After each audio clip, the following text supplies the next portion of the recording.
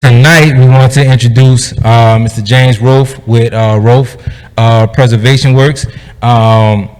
Been very grateful to build a relationship with him. Met him originally at the NOREA meeting, and David and Bessie, hold your hands up.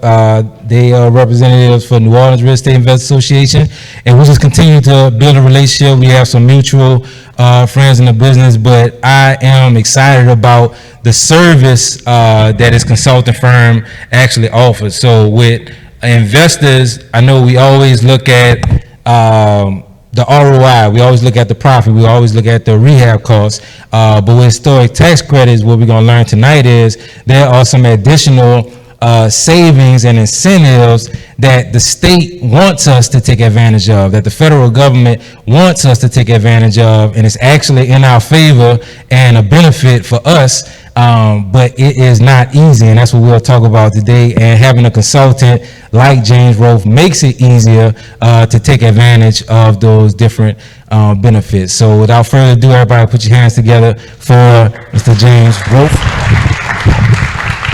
Turn your mic on. Mic's on already. If you're here for the Renton Historical Society meeting or the RCIA, you're in the wrong place. Perfect. So first question, James, how do you describe, from your perspective, historic tax credits? So there's two programs, like you said, there's a state and a federal, and each one is a 20% credit, and it is the credit itself is a dollar for dollar reduction in your income tax liability. So whatever you pay the Department of Revenue, Louisiana Department of Revenue at the end of the year, this is a credit. It's not a deduction, it's better than a deduction. It is a credit, it's as good as cash.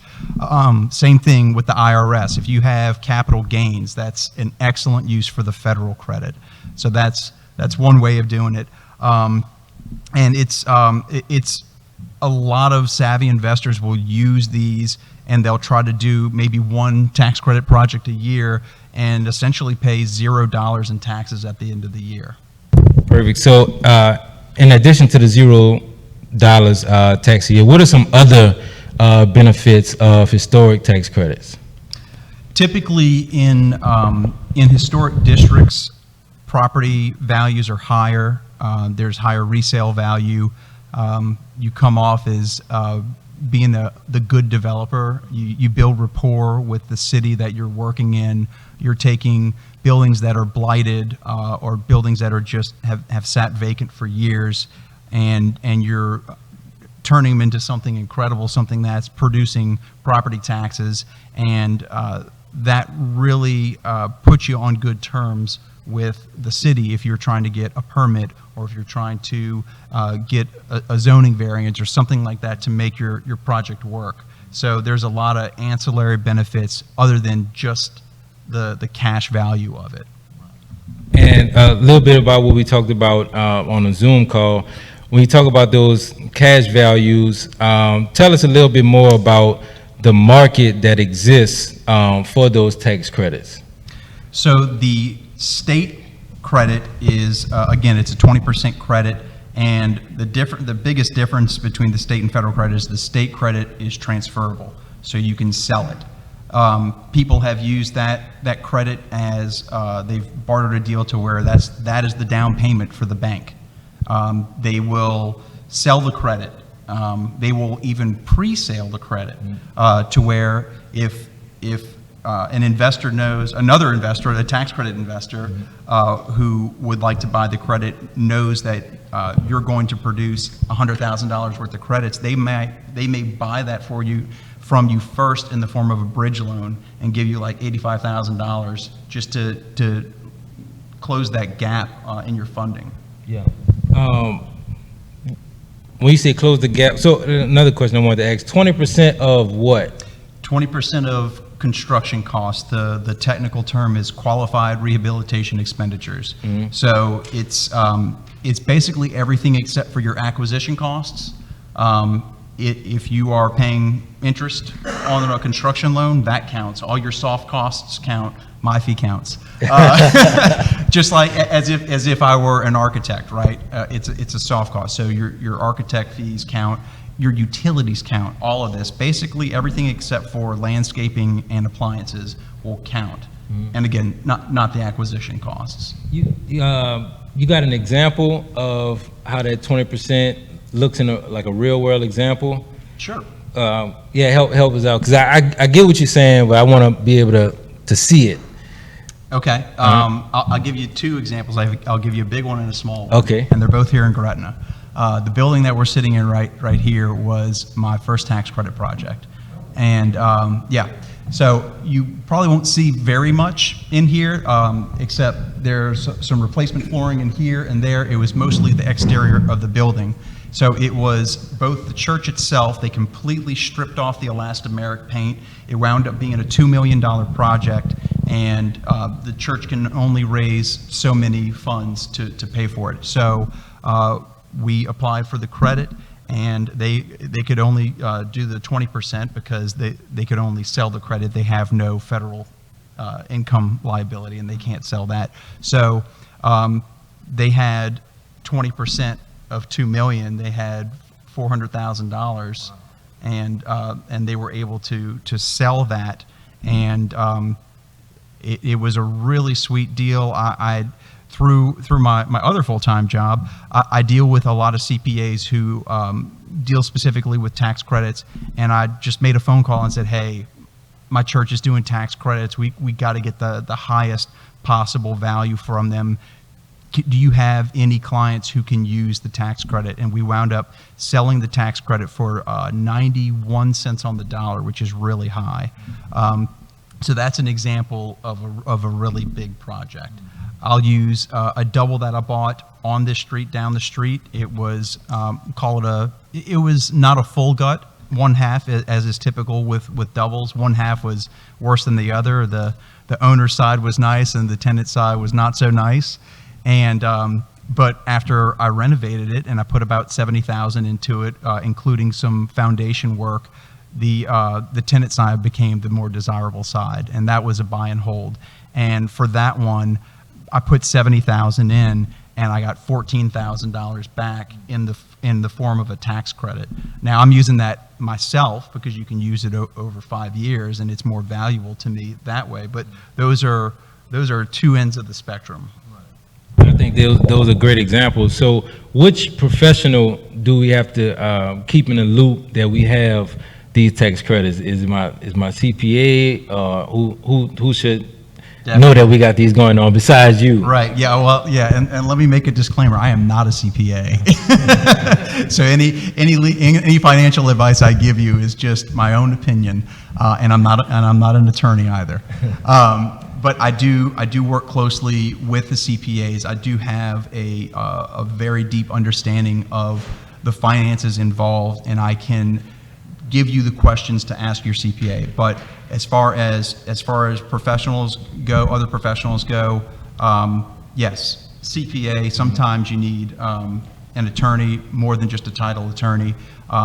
You'll need architects. I'm working on a project that needs an engineer right now, and we can help you put you in touch with all those people. And there's no cut that we take for that. It's just you guys win, we win. Right. Perfect. Can you help us explain to us the difference between the state and the federal historic tax credits? So they're essentially the same program as far as the requirements for what you should do to a building. The main difference is, like I mentioned before, the state credit is transferable. You can sell it. The federal credit, which is also 20%, is non-transferable. So with the state credit, you can sell it right away as soon as you get it, and that's how some flippers are able to use that. It's the timing is got to be just right, because you still have to have the property in your possession to use the credit. How long? For however long you want to use the credit, okay. Right? So for the state, you can use that credit all in a year for your own taxes, or you can sell it to somebody, and once you sell it, you can do whatever you want with the property. You have up to 5 years to use that. You can take that credit amount and you can divide it, and it does not have to be evenly. You can divide it over 5 years as your tax liability dictates. For the federal credit, as of 2016, when they did the tax reform bill, you have to take the federal credit, the tax credit over 5 years, but you can take it up to over 20 years. So if it's like, well, I just got a credit for $50,000, I'm not going to use this in 5 years. You can spread it out even further. Okay. Another big difference is with the state credit, the minimum requirement for spending is $10,000. So I'm doing projects where all they did was replace their roof from Ida, and it qualifies as a tax credit project for the state. For the federal, it's usually for bigger projects. You need to spend $1 more than the adjusted basis of the property. So that means if it's the value of the building, not the land, right? So the total value of the property minus the land, and if you have a building or a property that you've had for a long time and it's depreciated over time, and your depreciated value is way low, you could even more easily qualify. I'm working on a project on Frenchman Street. There's a bar on Frenchman, and you got to think these buildings are worth at least a couple $1 million, right? And so my client came to me, he's like, we're going to do tax credits on this, and I gave him a proposal just for the state. He's like, no, we're doing federal too. I said, there's no way you're going to qualify. The project's only $100,000. And he said, no, our residual value is way low, because they've had it for like 20, 30 years, something like that. Right. So those are the key differences, and that transferability and that hold period, those are the key differences between the two projects. And so I did print out, and I know you might have to squint your eyes, and Emile mentioned that we did a YouTube video, a Zoom video that's on the YouTube channel. We do have links to these maps up there, and so this map is from the Louisiana Cultural Recreation and Tourism Department. Everything that you see that is yellow is state credits. Those are areas, those are called cultural districts, and that would qualify for the state credit. Everything that you see that is light pink is a National Register Historic District, which qualifies you for the federal credit. And you can see about 90% of the map is, both of those are on top of each other. So you'll see a couple of places where it's a darker pink, and that's just the federal credit. And you'll see a couple of places where it's just yellow. Like there's on Hain Boulevard, there's like this big old strip right there. And the Viet Village is another one where it's just state. But throughout the greater New Orleans area, and you can see I have Denham Springs on there, I have Baton Rouge on there, and I have the North Shore that's on there as well. There's a lot of opportunities out there if your building's 50 years old or older, and it looks historic enough, and obviously there's more technicalities than that, and it's in one of these districts, then you qualify. Yeah. And you stack them. You get 40% if you're in both. Yeah, I'm glad you said that. So how would it work if, let's say, I get a deal, it's a super old building, but it's right outside of these areas in the map. How can I still take advantage of those tax credits? So I'll give you another example. I had, and I'm not going to name names because I didn't ask permission, but there are investors who are my clients that haven't even bought it yet. They were looking to buy a large institutional building, and it's on the West Bank, and it was neither in the cultural district for the state credit, nor was it in a National Register district. So as it stood, it did not qualify. So my client said, what can we do about this? And I said, well, you're really close to a cultural district, one of those yellow parts of the map. We could just expand it, and we did. And so if you look up close, I actually colored it in with a yellow highlighter, but because we just successfully expanded that district in order for them to qualify for the state credit. Now it's a large, I think it's like $14 million project, so you wouldn't do this for like a single family home that you just want to get in and get out for. So we extended the cultural district, and then we listed the building individually on the National Register to qualify it for the federal credit. And so all the little stars that you see on the map over there, those are all individually listed properties. And there's a ton of them, especially in the greater New Orleans area. So if you're not in there, you can be in there. If you think you're going to be buying, like, I believe that the West Bank parts of Harvey and Westwego are primed to become historic districts. And it's just a matter of enough people wanting that to happen and working with the local government, and it only benefits them. It doesn't cost anybody anything, and it does not, and I want to be clear about this, it does not place any restrictions on any building. The only restriction is if you apply for the tax credit, you got to do it a certain way. But just owning the building, most people don't even know they live in these districts.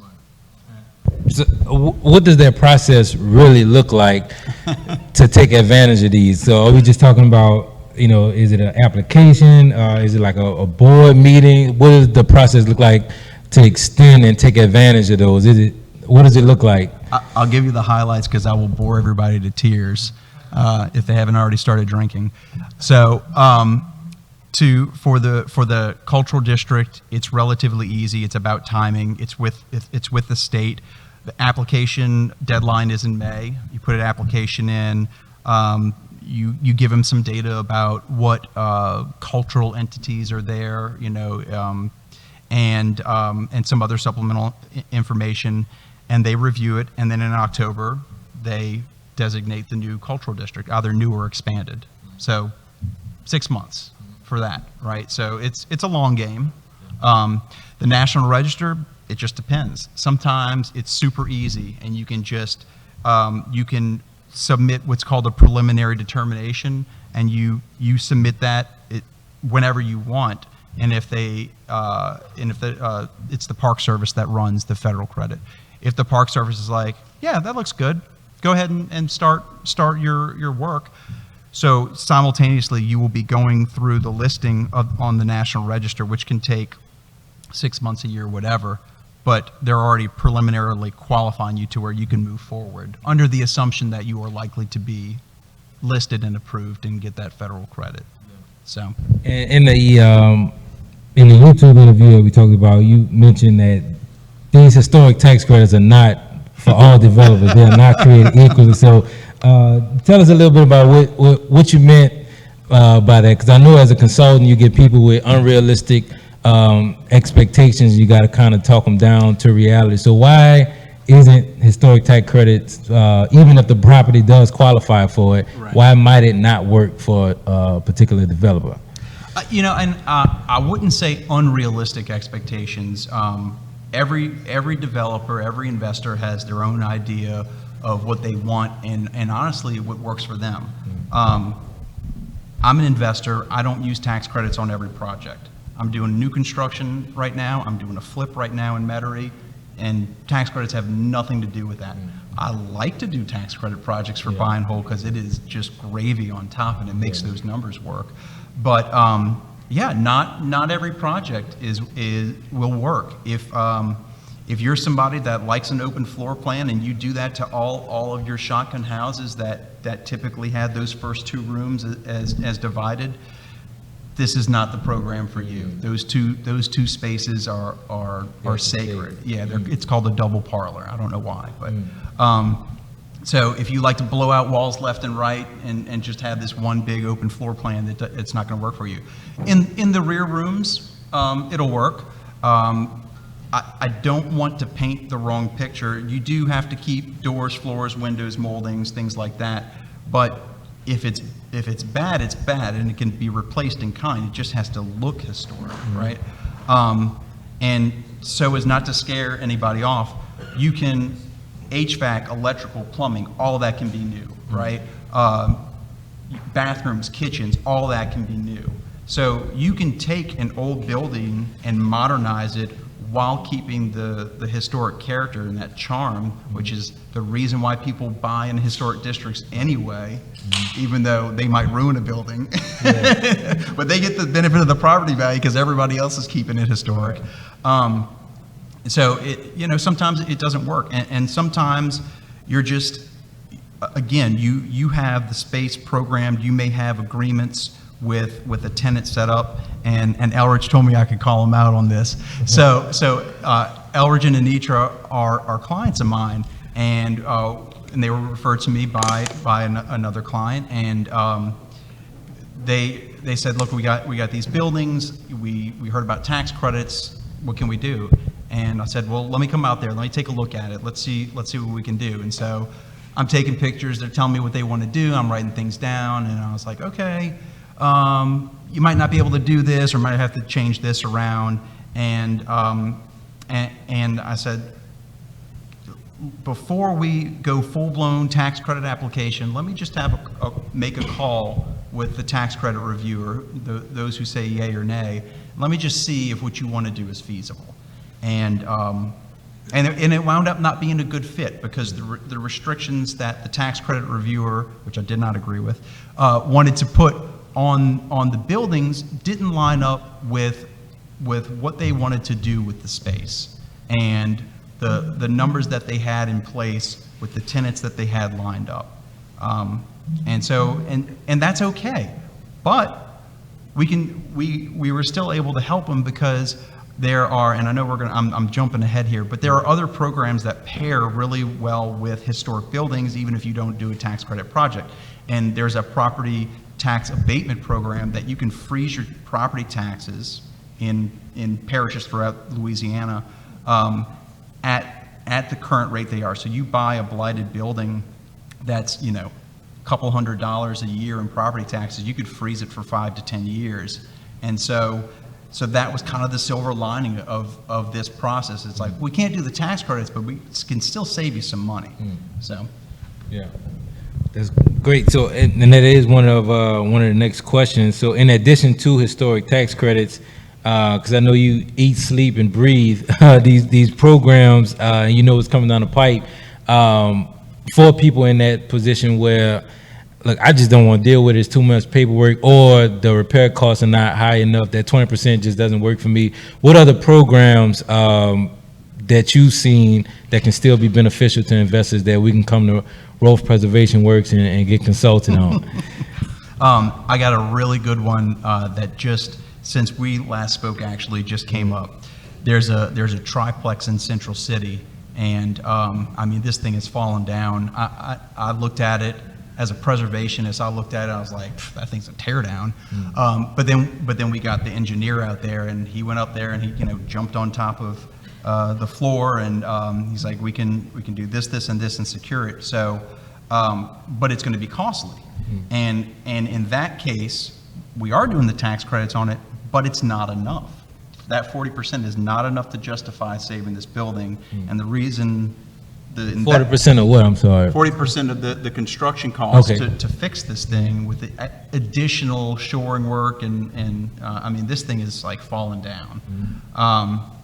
And so I have a team, by the way, and one of my team members came out with me, and we said, look, this is a hard sell, but we can do the property tax abatement and save them a ton of money, because it's a buy and hold thing.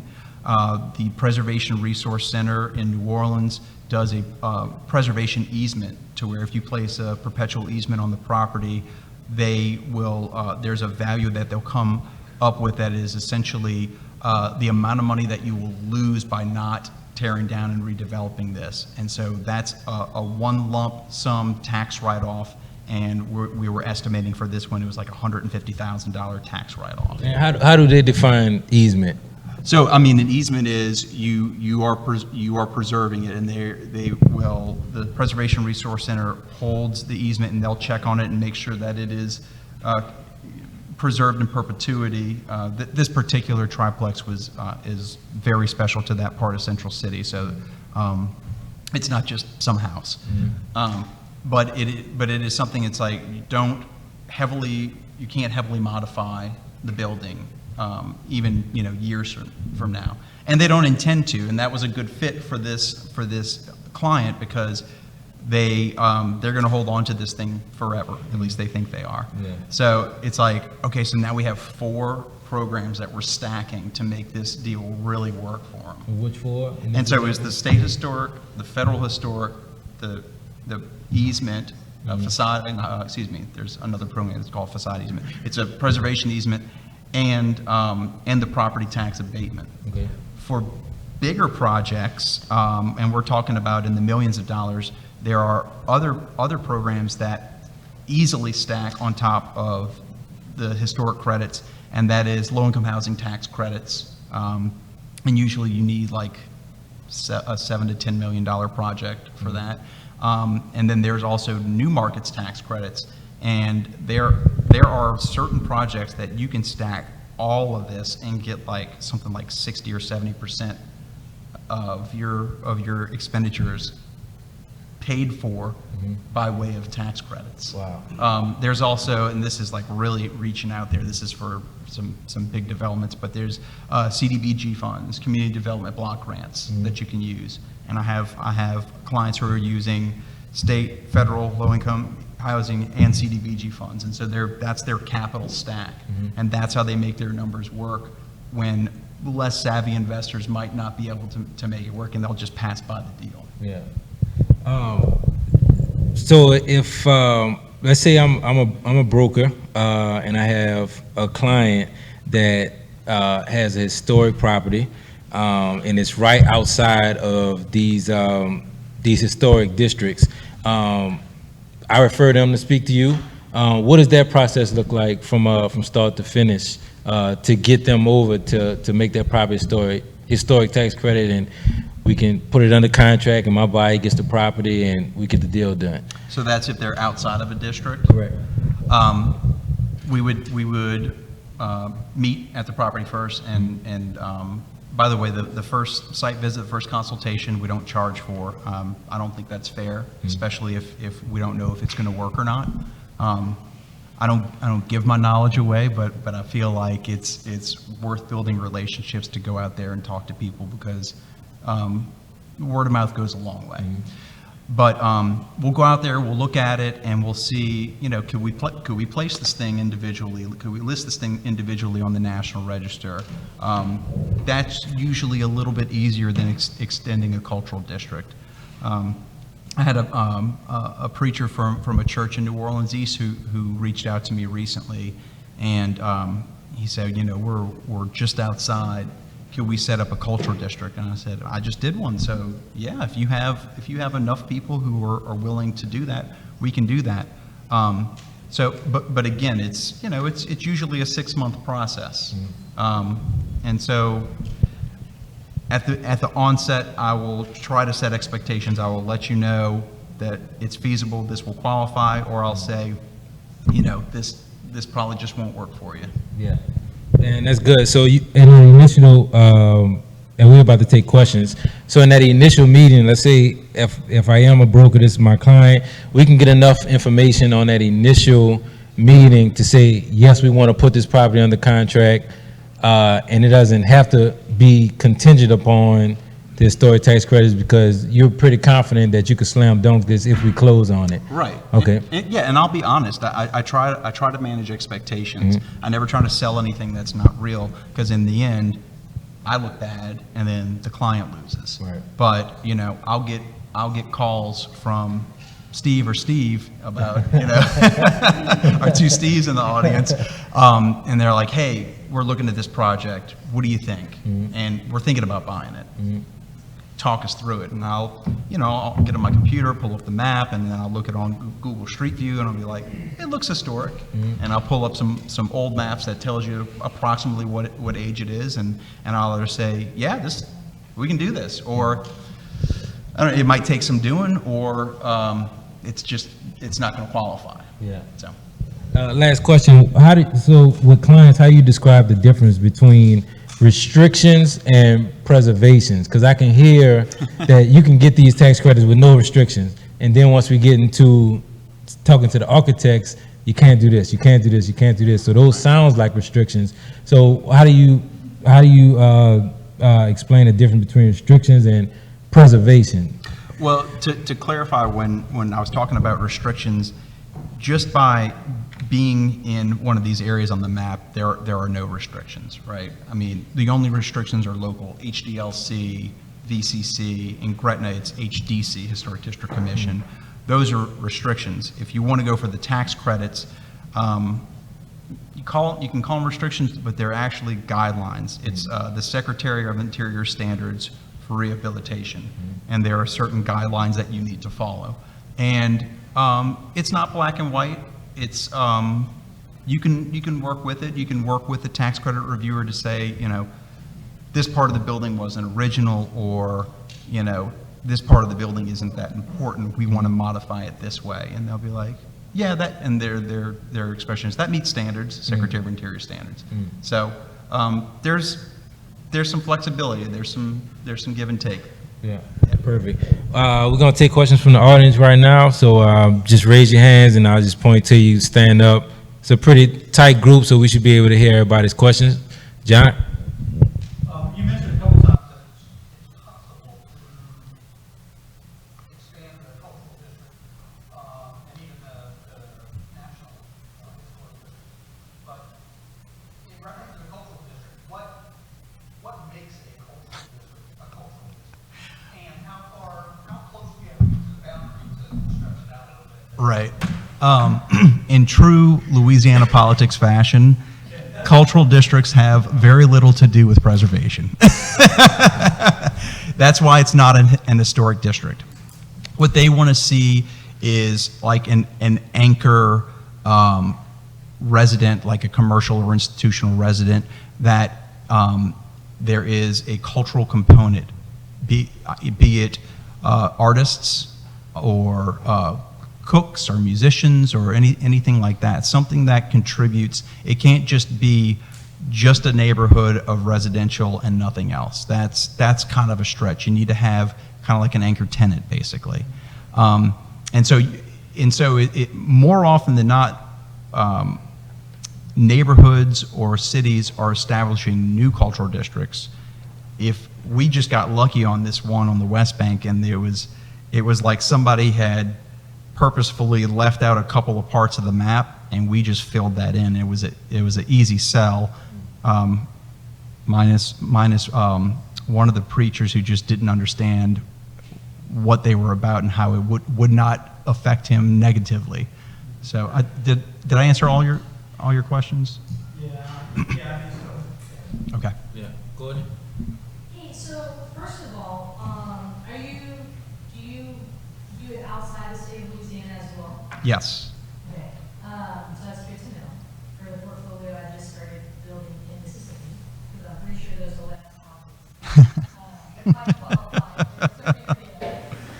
without the bit of work into them. The second thing is, talking about the North Shore, for any clients you represented there, what does that look like? I know I have wholesale some historic homes. I generally don't touch them myself, but this would be a great feature if I'm looking at something like that. Sure. So I'll tell you one thing. Louisiana is unique with the cultural district qualification for the state credits.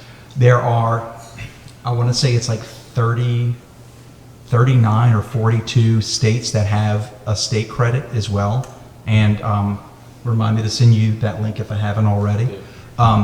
California is just starting their state credit. It was funded like 2 years ago. It was passed, codified 2 years ago, but wasn't funded until this year.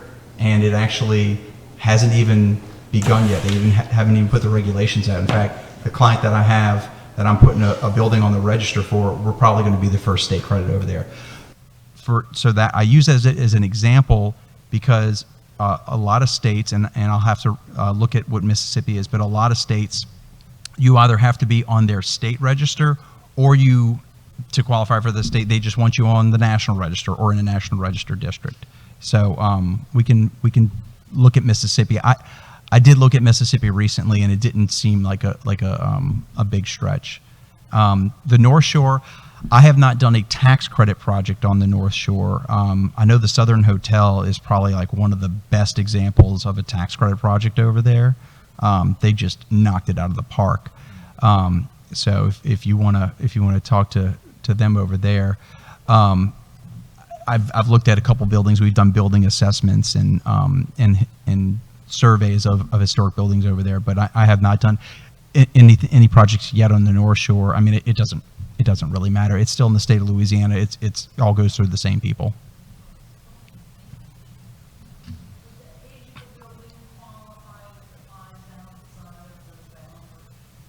So that 50-year mark that I was telling you about, that's kind of like the initial qualification. So once it's like, okay, this building's 50 years old or older, and that's not a hard and fast rule. Actually, the Superdome was placed on the National Register for Engineering before it turned 50. But that was kind of a big deal. Obviously, it's the Superdome. And by the way, the owners were not pleased about that. It was a Tulane student that did that, my alma mater. But by default, if the building is 50, it's not qualified by default. But that gets your foot in the door to where it's like, okay, now we know it meets some bare minimum standards. Now we can go and apply to put it on the register.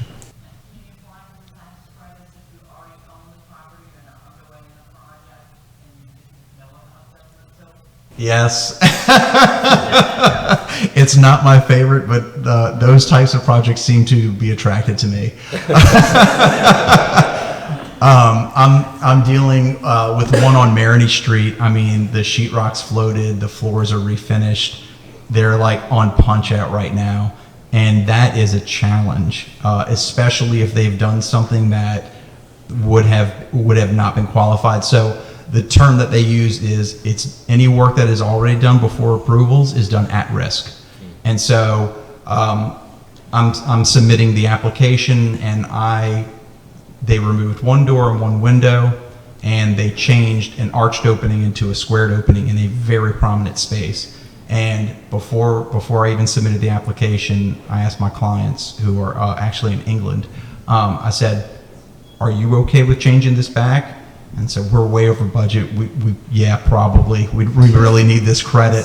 So I said, well, I'm going to try to, sell it a certain way. But at the end of the day, you might have to pop a door or window back in. What would be the dollar amount that somebody should look at when thinking about doing a tax credit on a property? Just from an ethical standpoint for me, I don't feel that it's worth me charging the client my fee for anything smaller than a $30,000 project. I had somebody that came in that I think it's an Airbnb. The less I know about that, the better. There's nothing inherently wrong with Airbnb. That's a different subject, but. She bought a building that a double, and I believe it's an Airbnb, and she was referred to me by a contractor that I've used before, and she said he said you can give me tax credits. I said, well, what's the scope of work? She's like, we're doing some painting and we're renovating a bathroom or 2 bathrooms. I said, here's my fee. Are you sure you want to do this? And she said, yeah, anything I can get back is fine. I said, okay. I just, I'll do whatever you want me to. I just don't want you to feel like you've been taken advantage of. Which at the end of the day, her budget got out of hand, and it wound up being like an $80,000 project. She had expensive tastes.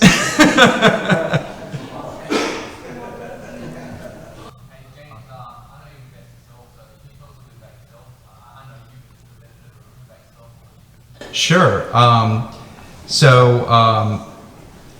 My W-2 job for now is I work as the Director of Planning and Preservation for the Recovery School District, which is a leg of the Louisiana Department of Education. And we are using a $2 billion FEMA-funded settlement to rebuild historic schools in Orleans Parish.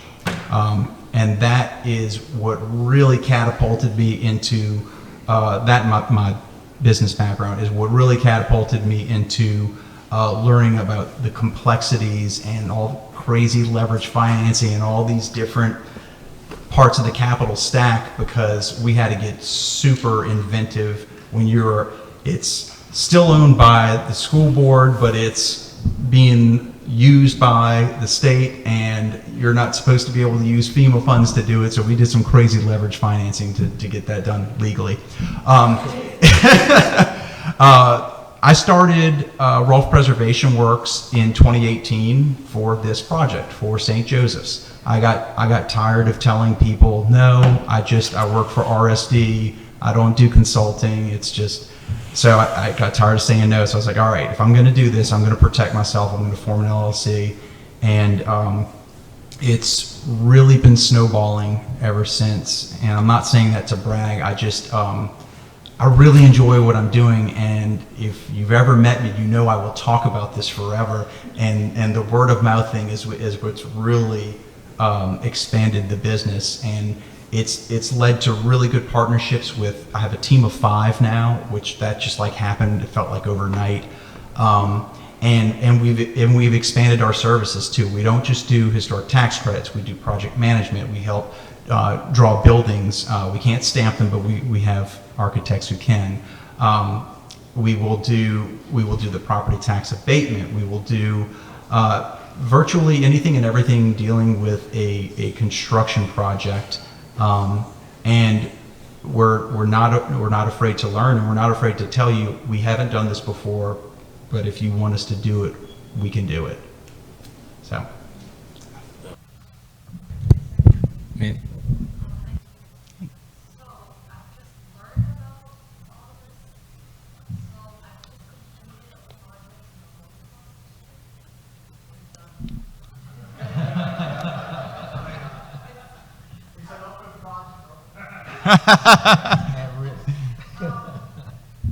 So, what if my house is in Holy Cross? What is the time frame? Let's say somebody like me now, I come approach you, I've just listed. Yeah. Like even, let's say it's purchased tomorrow, I'm looking at possibly another 5-6 weeks before it could close, right? What is the time frame and turnaround for someone like me? Like, so basically, in other words, like, what would be the usual turnaround time for you to come out and talk to someone like me who's going to get this income? So, I'm sorry for your loss, because should have talked to me a year ago. All joking aside, if your construction is complete, then that's it.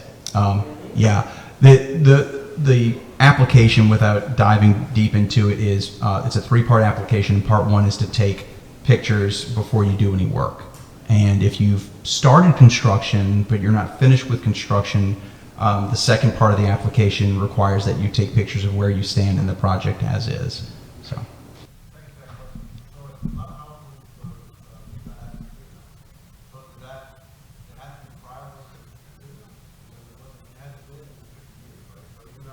Construction would have been done, when she brought it there, it's not flat anymore, but we have no problem with that, but a lot of stuff has changed after the freedom about the home.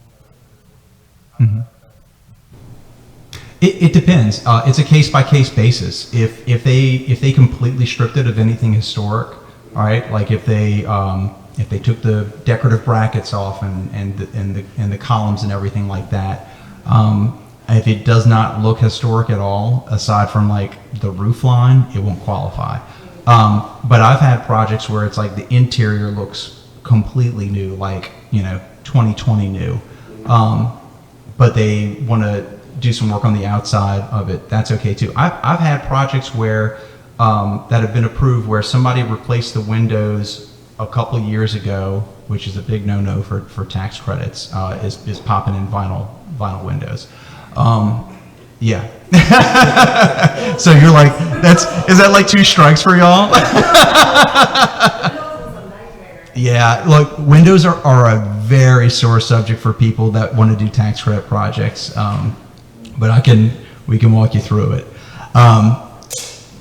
Yeah, so if it's been stripped, it's not going to qualify, but you would be surprised what still qualifies.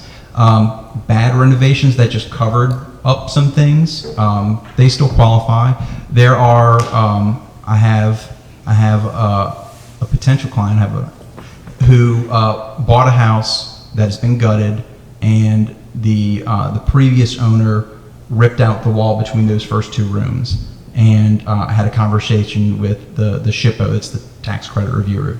And they said, if you can prove that this was done before your client bought the project, then it could still qualify. So again, there's a lot, and when you hire somebody like me, hopefully me, you're getting more than just somebody who fills out a form, right? You're getting somebody who knows how to navigate the process, knows what the guidelines are, and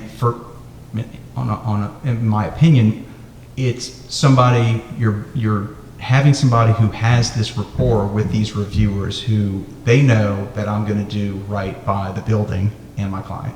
But they don't care about the client, they care about the building. They know that I'm going to do right by the building, and they know I'm not going to try to get one over on them.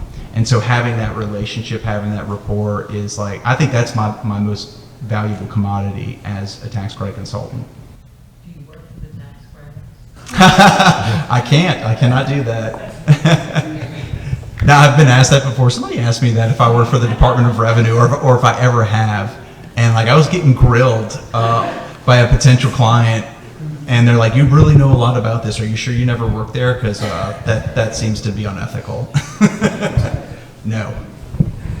So some other states have various programs for like energy efficiency, like solar panels, things like that. I know Louisiana has something for a small period of time. We were under contract to buy a 45-unit hotel. We ended up walking away from it, but our third partner was from California, and he really educated me on that. Do you guys ever hear of future potential opportunities like other states have? We're not as green as other states like California, but do you anticipate anything like that coming, or is it a different opportunity to do something like that? Yes. The short answer is yes. So I try to attend conferences and do continuing education, everything like that. Preservation has really shifted away from a bunch of old gray hair white ladies who, want to save George Washington's house to, I'm very serious about this, to a very diverse group of people who not only they don't want to preserve buildings just for the sake of preserving buildings. They want to preserve it because it's green, because the greenest building is one that's already built, right? And so preservation and environmentally friendly practices and climate change and all that is just melding into each other. And so when I attend a conference that talks about it's a preservation conference, they're talking about the rising sea levels too, and okay, so how do we deal with that? Like, are we putting houses on stilts? Are we putting houses that float? Things like that. And so there is a focus on solar panels and things like that. In fact, there was something really cool that Tesla was doing for a while, and I think they kind of dropped it. They were doing these solar panels that looked like tiles. They looked like slate tiles. They looked like the Spanish barrel tiles that you see on these roofs here. And so there's that crossover. So yeah, I'm always trying to pay attention to that. ULI is excellent on that. That's the Urban Land Institute, by the way. There's a Louisiana chapter and there's a nationwide chapter. Yeah, I forget what it's called, like Peace or something like that. I was trying to remember when we were looking at another state that like, hey, if you really made this an efficient building, there'd be some credits there, things like that. So, Yeah. thank you for that. Sure. I will get in touch with you, James. I think we got. Oh, we got one more. I'm sorry. Oh, Nick. So, as a full licensed DC verified how can I take advantage of this type of thing in my business? And number two is anything that we could use for development. Developments in these Developments. So, I mean, let's talk. I have a lot of general contractors who their value add and what helps them to get a lot of projects is they know about tax credits and they know people like me. And so I'll get a guy who's like, okay, new client, I told him about the tax credits, give him a call. And there's a lot of synergy that goes on with that. It's really nice. Architects too, even some CPAs, and we refer, if they're good, of course, we refer each other to each other, and it's really good. A planned development, something like that, man, that's juicy. That's something I'd love to get involved with. So we can definitely talk about it. But again, it can't be new construction, right? I know, as most investors in this room know, you can buy packages of like basically row houses, right? And I've seen that. There's a couple of them, I think, in Mid-City that I was looking at too. It's just a series of historic shotgun doubles, and that would be perfect for doing tax credits on those. Anyway. I kind of want to piggyback with her question. So in regards to green material, so during this project, it's my first historical district project, and I work closely with Dennis Murphy. He was riding me every part of the way. And right when I was wrapping up, he's like, "Oh, by the way, your gable window, replace it." I'm like, "Why didn't you tell me for like 6 months?" You know? So what is the conversation, and how do you feel as a preservation professional in regards to using alternative materials? Because as time goes by, those older materials are becoming so expensive, so that, like, for example, in the Holy Cross, there's people there, lower, working class, they want to change out these windows, for example. They can't afford those windows, so it ends up just being taped up, so how do you feel about that? Is there a conversation about that? Yeah, I don't want to focus on the windows too much because that can really take us off the deep end. But preservationists, just like any profession, you're going to find those who are purists, and you're going to find those who are really flexible. I'm more towards the flexible end of that. I believe that housing should be affordable, and I'll give you a better example than windows. Plaster. You don't have, if you have flat plaster, you don't have to keep that. Sheetrock is a perfectly acceptable replacement for that. There are a number, you don't have to maintain the same species of wood or anything like that. Don't get me wrong, old cypresses, you don't want to throw that away because it's a natural pest deterrent. But yes, there are a lot of newer materials that it's called replacement in kind. If it looks the same way, if it behaves the same way as far as like treating the building and not trapping moisture, that's good. There's new technology, which is hopefully tested, is good. Anybody else? All right, so now how to find me? Yeah. So if you haven't got one, please do take a complimentary RP Dub koozie with my business card in it. It has a QR code on the back, and you can just use your phone camera to bring you to my website. You can reach me by email, by phone. I'm on Facebook and Instagram at Rolf Preservation Works, and james.rolf@rolfpreservationworks is my email. So you can find me anywhere. Somebody found me by doing a search on the Tax Credit Reviewers website. But that was like a deep dive that they took. So. Appreciate your time, James. One more thing, we're gonna do needs and wants before we wrap up. Steve.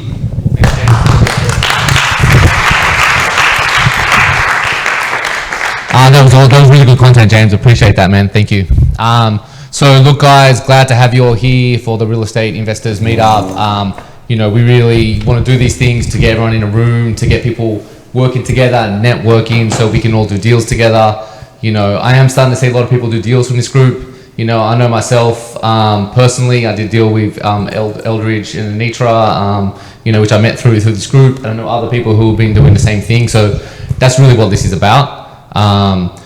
So just to help with the networking and stuff, I just want to see sort of who's in a room. So tell me, just to get a show of hands for anyone who's looking to buy a rental property in the next 6 months. I said buy and his hand was up. All right, keep them up. Cool. So like if you're a wholesaler or realtor, like look at those hands and make sure you're connecting with these people. So who's looking to buy a flip property in the next 6 months? Hands up. We've got 2 hands here. I know you guys are. Cool. So again, keep those hands up. And any wholesalers, realtors, etc. Just take a note of that. Cool. So who is a wholesaler in the room? We've got some wholesalers. I'm a wholesaler too, by the way. So guys who are looking for rental properties and looking for flips, get on these guys' lists. Make sure you're seeing the deals that are coming through. Who's a realtor? Who's a realtor? Awesome. So you guys want to list these people. They can help you find properties. They can list your properties. So, you know, you want to get those on board. Who's a contractor? Nick, I know you're getting ahead of us. Contractors, keep your hand. We need them. So they're very popular. So definitely grab those cards and use those people. Who's a title attorney? Mr. Birdside right there. Awesome. And who's insurance? Cool. Who am I missing? Who does something that I should mention? Oh, money. Yeah, who's got money, y'all? Hey, come on, higher than that. You got money higher than that. Cool. So yeah, obviously money people are important. we all like money. So, you know, if you're bringing good deals, you can get that money. You know, maybe you're finding them from these wholesalers. You know, you're listing them with the realtors, and that's really what this group is about. Like, we just want to get people together. We want to network. We want to bring up the knowledge for sure, so we can do more deals. But we want to speak and get to know each other, so we can do more deals together. You know, we do more when we know what's going on. So, look, guys, thanks for coming out. We do this the second Thursday of each month, so look out on the second Thursday next month. Who we got next month, Emile? Josh Wilson. Yeah. Josh Wilson, that's going to be a really good one. I'm looking forward to that. I think for those of you who know me, I'm really into the BRRRR method, the buy, rehab, rent, refinance, repeat. So we've got Josh Wilson, who is a really, really prolific BRRRR person. He does masterminds on it. He does things a little bit different. So I do a lot of them, but like I follow him and he does some different things. So I'm personally looking forward to hearing him speak, and I think you guys will definitely enjoy that. So come on the second Thursday next month. We are going to kick on afterwards. A lot of us will head down to the River Shack at Gretna, get a few beers, get some food. So feel free to come down there and let the networking continue. And we'll wrap up in here and then head down to Gretna if you want to come. Cheers, guys. Thanks for coming.